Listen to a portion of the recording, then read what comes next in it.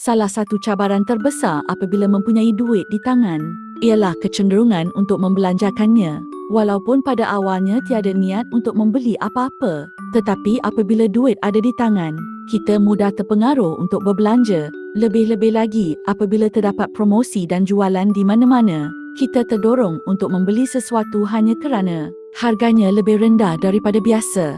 Walaupun barang tersebut sebenarnya bukan satu keperluan, akhirnya kita mungkin menyesal kerana telah membeli sesuatu yang tidak benar-benar diperlukan. Namun jika duit tersebut ditukar kepada emas, keinginan untuk berbelanja akan berkurang dengan sendirinya. Ini adalah kelebihan besar dalam menyimpan emas, ia membantu memastikan duit simpanan lebih bertahan berbanding jika dibiarkan dalam bentuk tunai di dalam akaun bank. Untuk mencapai kekayaan, bukan sahaja penting untuk menambah duit yang ada, tetapi lebih penting lagi memastikan duit simpanan tidak mudah bocor.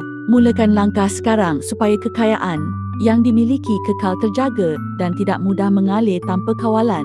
Jika anda sudah bersedia untuk menyimpan emas bersama Public Gold, saya sedia membimbing anda. Jom mulakan sekarang.